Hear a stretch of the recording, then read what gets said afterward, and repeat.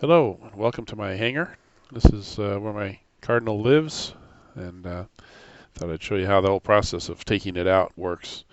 This particular day, we're going to take a trip over to Kansas City.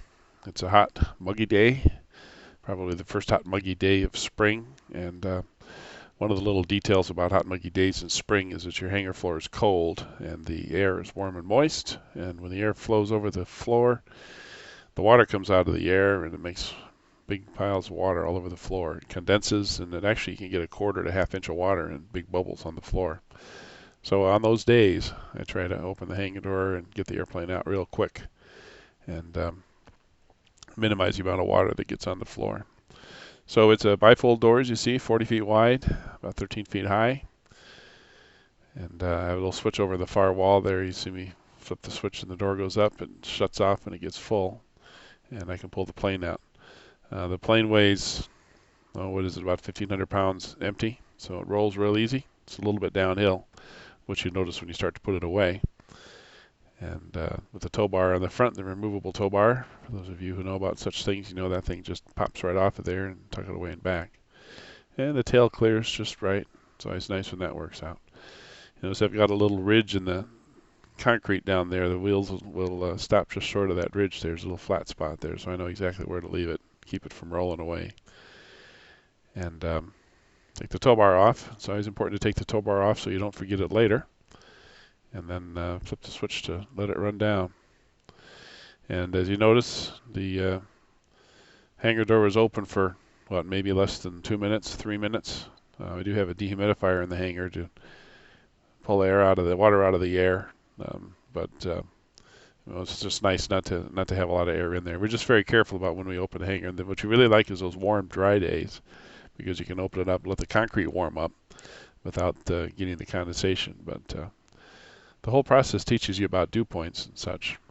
For people who don't have epoxy on their floor, concrete floor, it's not so much of a problem because the concrete just wicks up the moisture and it goes down into the concrete. But that's also why concrete floored hangars tend to be damp all the time. So the epoxy makes it feel a lot better inside, but it does require some care on those kinds of days.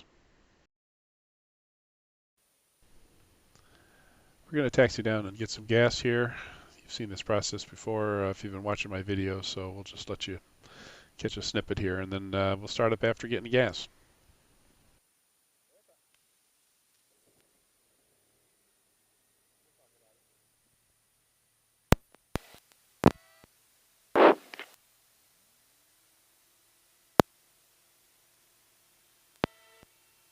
So hello again. We're all fired up. In the system now, should be getting audio to the video system.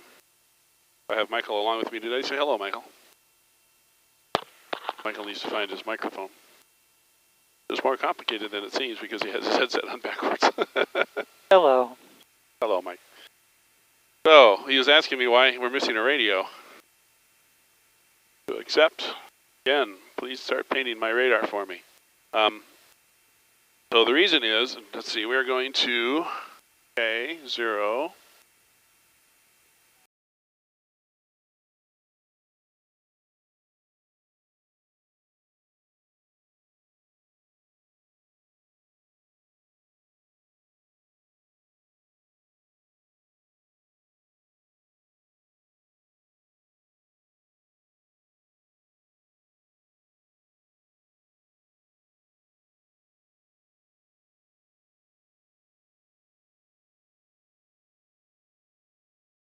Johnson County Executive. Skydiving in 2 minutes, 13,000 and below, Fort Atkinson. All right, fly direct, Johnson County Executive. Flip over to map. So, the reason we are flying with a hole in our panel today is that this one is being upgraded to a 550. This is a 540, Avenine IFD 540. And I'm upgrading one of them to a 550, so it's off at Avenine right now, being upgraded. So I've configured this one to be Radio 1, because when the new one comes, I'll move this one down to be Radio 2, and the new one will be Radio 1.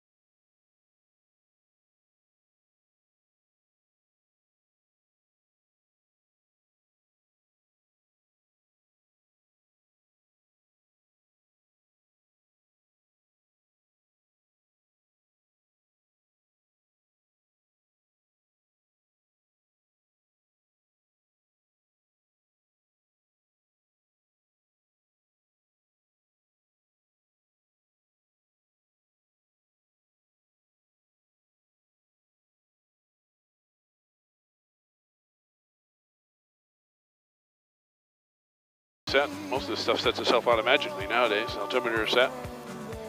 And this altimeter, it needs to be set, so I hit barrow right here. Crank this one to 850, which is my current altitude.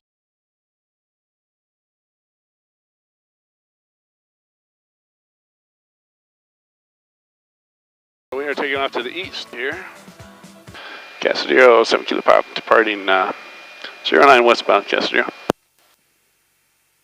There's a big exciting rainstorm out to the west of us right now. 1 notch of flaps for takeoff.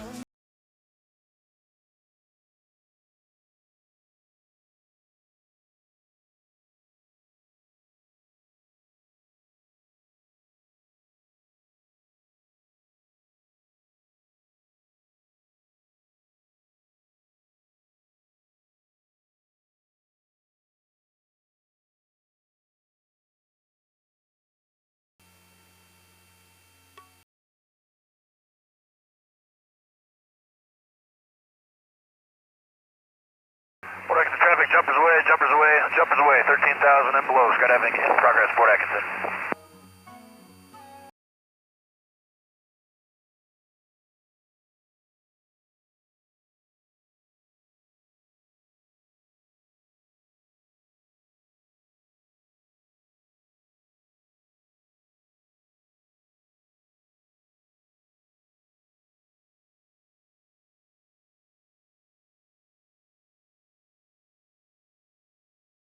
And pull back our fuel flow. Napier traffic, Skyhawk 9 Nice HPC cruise climb setting. pattern to the northwest. Napier I'm traffic. going to roll back on my display here. We'll see how quickly the ADS-B talks to us about that weather out there. I'm going to point us at it for a little bit so we can see it.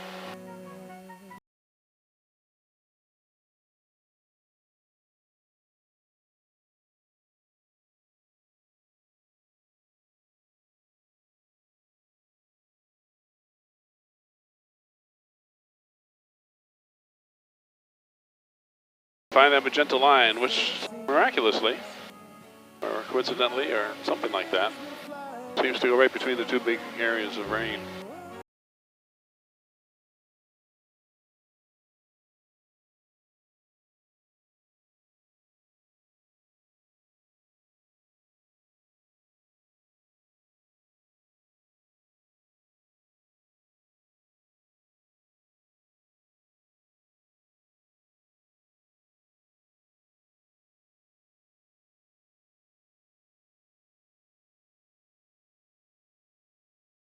If I hold this button down, sets the heading bug. Push the heading bug on the autopilot.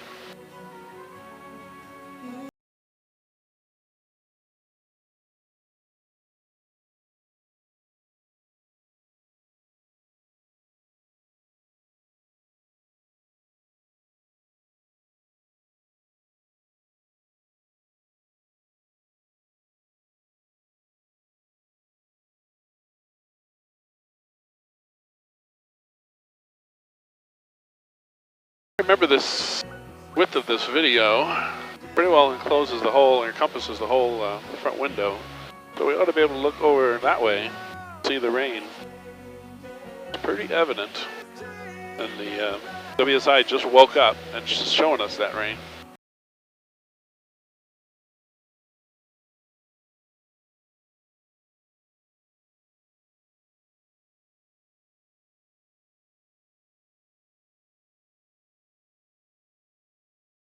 Back there we can see the two rainstorms. There's one here just south of Rockford. There's one over here by, what, maybe Polo or something. So, something we're going to have to keep our eye on. This has a flight path showing, which is doesn't look like the one we're on. So, because I'm missing a radio here, I'm not sure that I'm feeding that. I went up did some testing yesterday and it seemed like I was. But right now it doesn't look like I am. So I might have to play with that a little bit as we go down the road here. And I'm not showing radar here yet, but it could be that I don't have it turned on. I'm going to go regional regional weather radar right here. And I've got my strike sensor If I can get that thing to, there it goes. So now I've got strike sensor and regional radar. All right, yeah, so the regional's painted. Fort Exton traffic, Skydive 2's in our left downwind 3, Fort Exton. So we're seeing the rain there. We're seeing rain here. And I'm not yet seeing any strikes in there. So that's sort of Fort Exton interesting. traffic, AirCam 31 Romeo November, 6 miles. So this shows us being pretty close. Now as we scroll in here, it's not that close, but you know the rain is closer than the really solid shaft that we're seeing. I think what we're seeing is the red and the purple. You can kind of see through the yellows and the greens.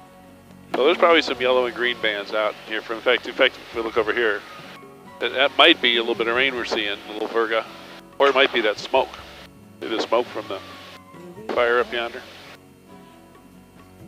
So we're doing pretty good, but there's no reason for us not to be on course here. So what I'm going to do is say direct, enter, enter, and that activates and resets my position to direct. And then I'm going to go over here and say GPS steer. And that turns us a little bit to the left, and it'll just follow the pretty magenta line. Go back to map mode, so we can watch the nice rain colors go by. Fort Exton traffic, Skydive 2, left base and final 3, full stop port. And then I usually switch over when I'm en route on 122.0. We can listen to Flight Watch. And 21.1, their emergency frequency. It's also good to listen to. I'm going to put that on monitor. So what it's doing is listening primarily to 122.2, 122.0, and also monitoring the backup frequency. All right. So, nothing to do now but let George fly, huh? I did not reset over here, I noticed. I thought maybe when I hit a recenter to a direct there, I thought it might accidentally make things better for us over on the ARIA. All right, so cow flaps closed. We're at 2150, pretty low altitude. Cow flaps are up, gears up. Yellow light, our lights are all good. We're on heading and altitude, trued out right now at 140 knots. Calibrated true airspeed is 148 knots. Our ground speed is 136 knots. So the wind now is 245 at 13 knots, according to my ARA, or my Aspen. I have too many A things in this airplane. ARA, Avenine, Aspen. All right. S-Tech. All right, that was not an A thing. JPI. All right.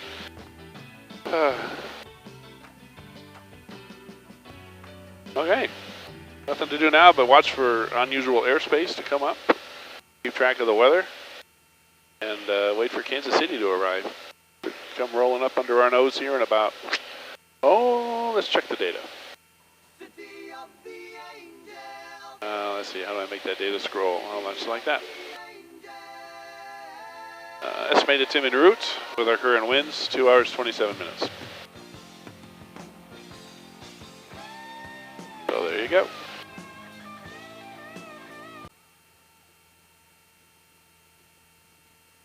Okay, so let's talk about a couple of things as we fly along between our two little rainstorms. Neither of which looks like was going to give us any difficulty.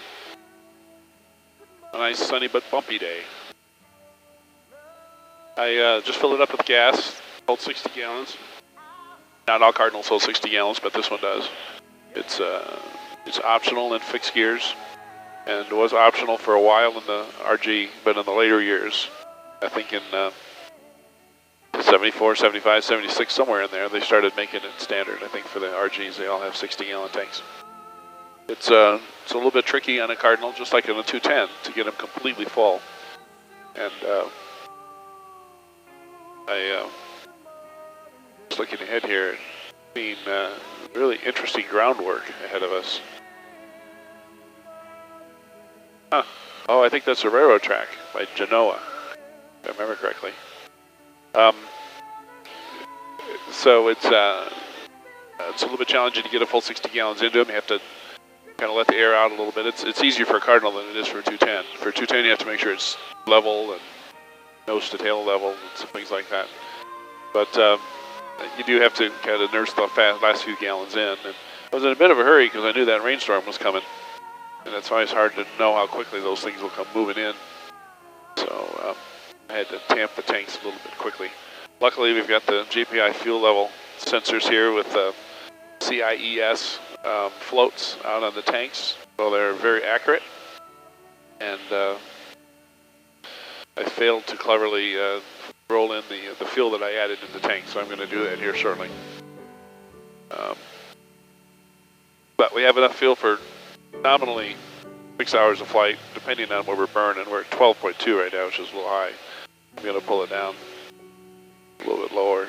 Usually fly at 10.2. That's Lena Peak. And it's below the red box, if you're familiar with the teachings of George Braley and the group at the Advanced Pilot Seminar. They talk about the red box below which you can run a peak if you choose, because it's at a low enough power setting that the pressures are not going to cause any damage or any detonation or any ignition or anything. So we can continue to watch the CHTs and everything here and make sure that it doesn't fly away with us, but it never does. And so it's just kind of a theoretical thing to watch. Of course, it'll start throwing alarms at me if it goes above any limits I have set. So, okay, we are at 10.2 gallons an hour. Our flight time right now is 2 hours and 32 minutes. I added about 4 minutes by leaning from 12.2 to 10.2. So 2 gallons per hour is going to save us, in 2 hours, it's going to save us 4 gallons, that's $20. And costs us about 5 minutes, so $4 a minute. You can choose for yourself what your priorities are. There have been times that I've spent the money to get there quicker. Sometimes you need to. The cowl flaps take about 4 knots off when you open them, and of course closing them gives them back. We are on GPS steer, heading mode on the autopilot, of course. The data in the ARA is all caught up now. It had some red flags on it when I first started because it was still catching up on the local METARs. We're just about to Sterling Rock Falls here, coming up soon. No, it's a little ways up here yet.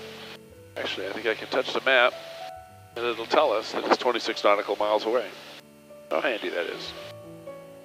We are pushing out ADS-B and watching for ADS-B as well. So what's interesting about that, I'll put away my data for a second.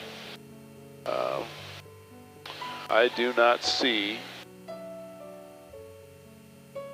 any other traffic on talking ADS-B right now. So maybe those rainstorms have got everybody right to the ground. Yeah, really quiet. So, bring the data flags back. Since I'm not planning to stray too far from that magenta line, and I'm mostly just watching for a unique airspace to come up here. So the airports are all magenta, which tells me that there's no tower at those. And that's good news.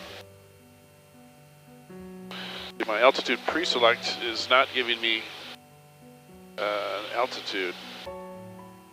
Tells me that it's probably unhappy right now. I'll turn it off and turn it back on again. I have been having some difficulties with the altitude pre-select.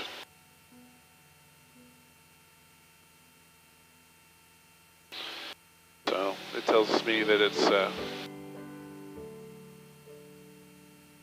not happy right now. Bar. The bar. No, I won't accept the input. Okay. What else do we have that's interesting?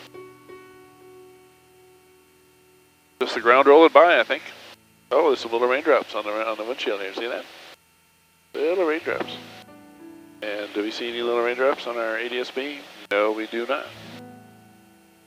So it doesn't show at all. How about here? Now here it shows just a little bit of a trace, kind of headed up this way from that rainstorm off our left side there. So this is a trailing little arm of rain coming off the backside of that storm to the left there. So you can see that guy. But one of the nice things about stormy days is it's usually shady. So you don't get the sun reflecting off your instruments, off your son's white t-shirt that he happened to wear. I chose poorly. Well, it wouldn't be for you to necessarily. I'm not sure my green is any better, but we can see the reflection of our shirts in the instruments. You see that?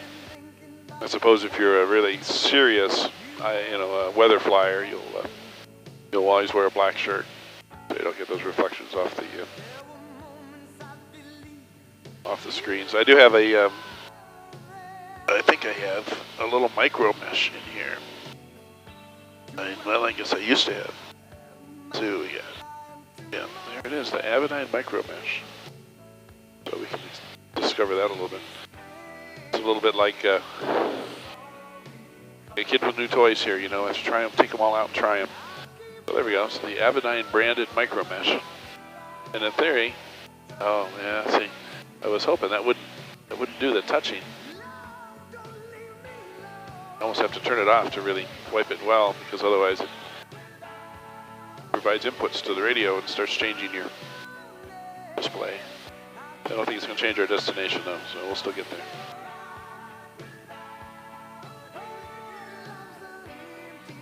Anyway, that'll help a little bit. You take the fingerprints off, and the reflections get a little better. Of course, this will find its way back to where we are after a little bit.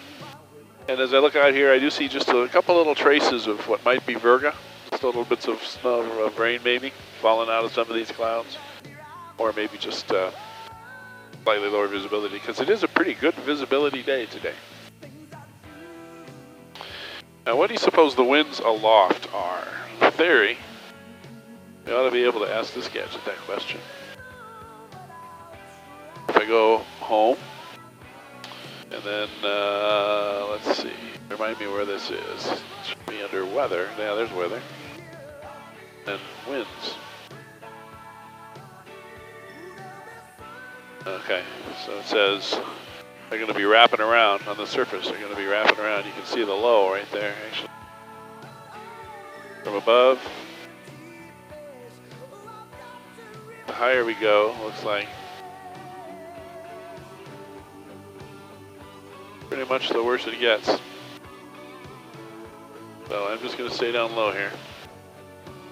Pretty comfortable. The outside air temperature, I must have that on here somewhere. There it is, 83 degrees F. Not too bad.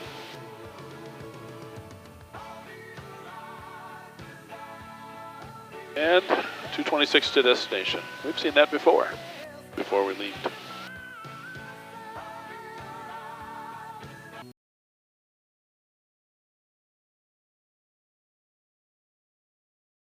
"13 minutes to landing." Curtis Sherman, taxiway Echo is closed. Advise initial contact, your destination Juliet. Juliet, it was India a moment ago.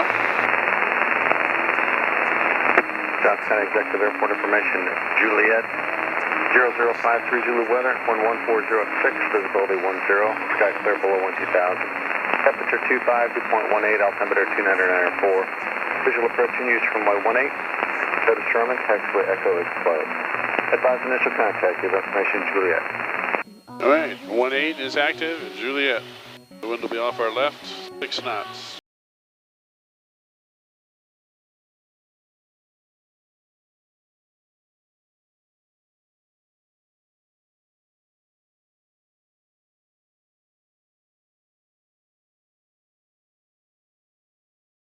Juliet, South San Executive 11204, altimeter 2994. Get your flight 94, runway 18, clear for the option. Clear for the option 18, sky 260, 594.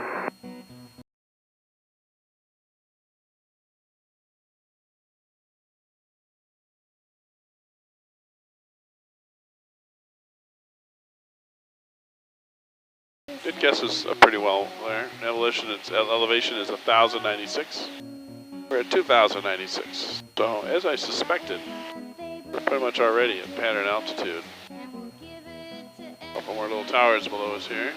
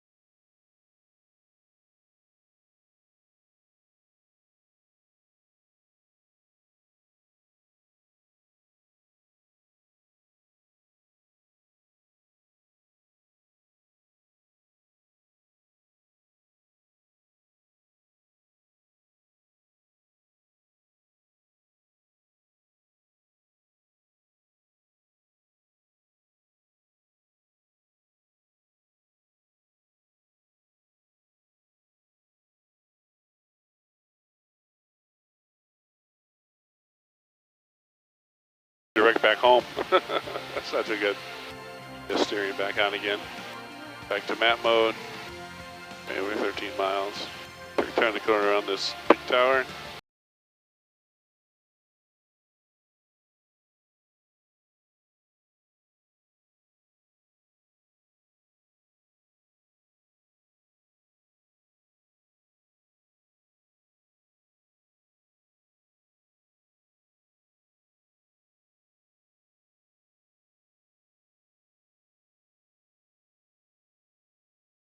Mike, I think that building right there is the one I worked in.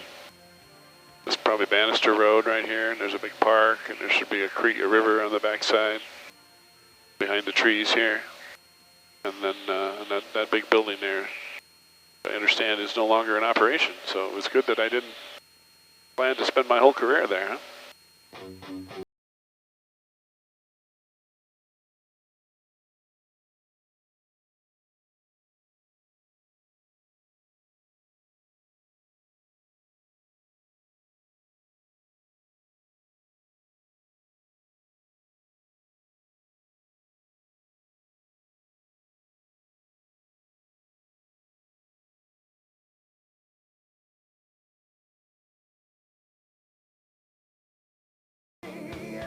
Good evening, Johnson County Executive, Cardinal 177 Kilo Pop. I'm 10 miles east, 2,000 feet inbound landing with Juliet. Cardinal 177 Kilo Pop, exact tower, roger, on the left base, runway 18. Left base 18, 7 Kilo Pop.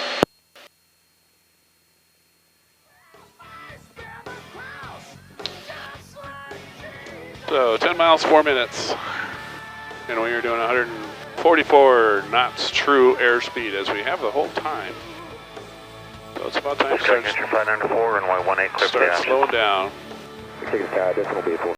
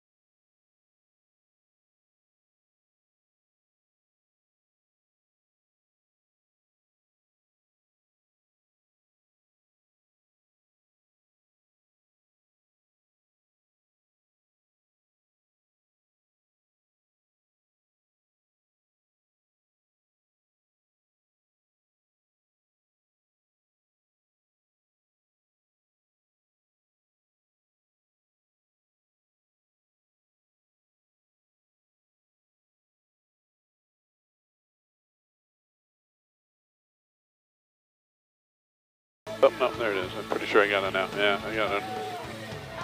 Got hangars in sight. Entry 504, turn left, taxi to the ramp via Bravo, monitor ground point 6. Push a big red button. Back to Parkview Bravo, and I'm autograph, Texas 74. Cardinal 7 Kilo Pop, runway 18, clear to land 11304.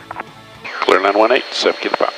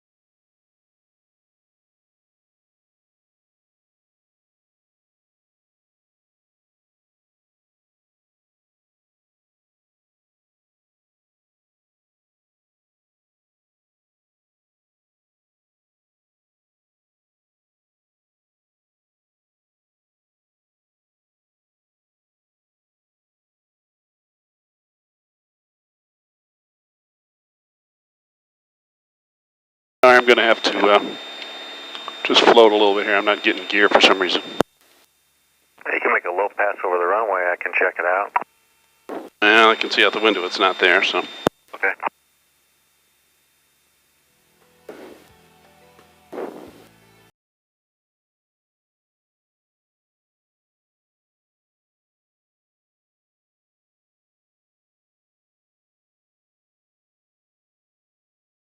Yeah, Mike? I see it. I see this one at least. I can't tell about those two. Okay. Okay, I got a down and locked indication, so I think I'll be good. Roger, I tell you what, you just make a right turn and enter the right downwind then. All right, I will do that.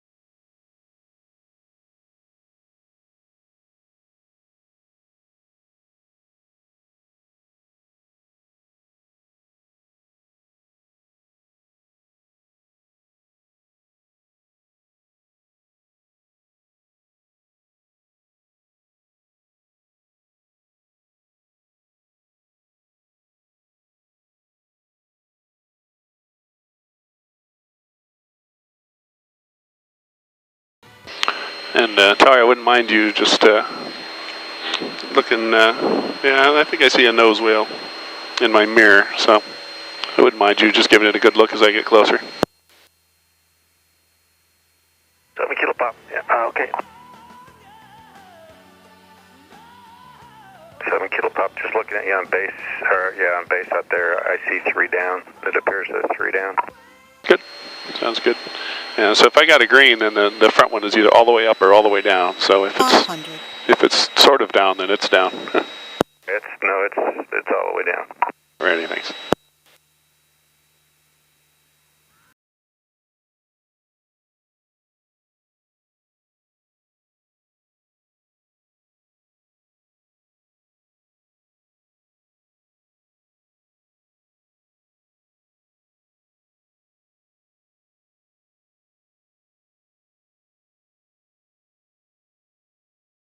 And this is, of course, one of those unusual landings when things just aren't quite right. So I got 2 notches of flaps. Cowl flaps are closed. Got wheels. You got a wheel, Mike? Yes. Okay.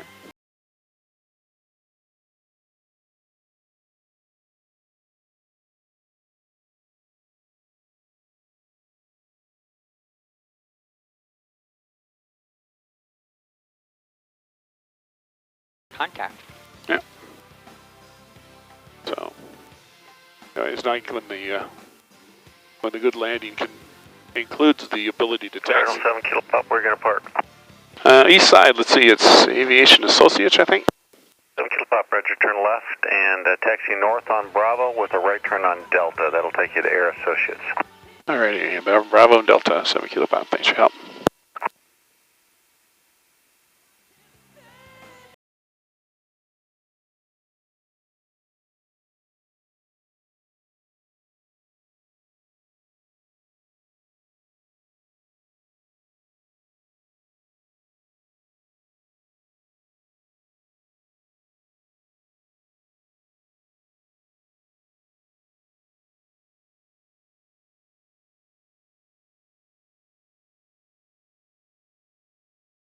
Hey, what's that, coyote?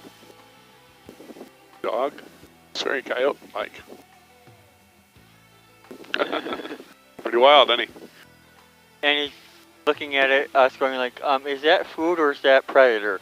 Oh yeah, see where the hangars are torn up there? Oh. That doesn't look good. Hopefully nothing was in them. I'm sure there was. Look at over here, we have wooden or Yeah. tarp. Yeah, they got popped. That's a little bit more than the surprise we came home to. Yeah.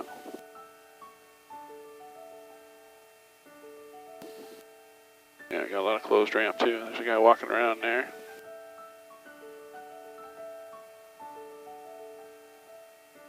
Let's see, Tom, am I going to turn here or at the next one?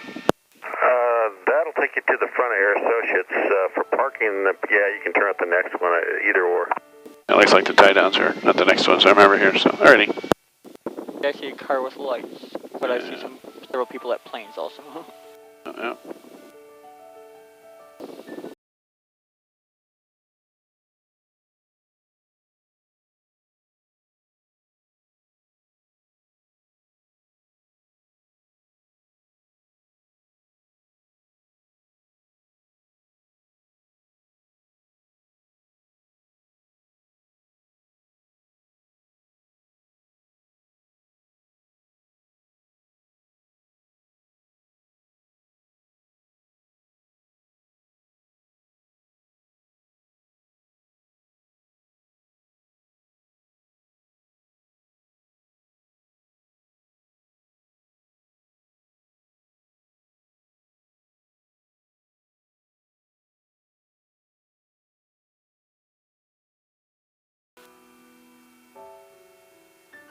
It looks like they wanted me on the other one here, so I'm going to re-enter your domain.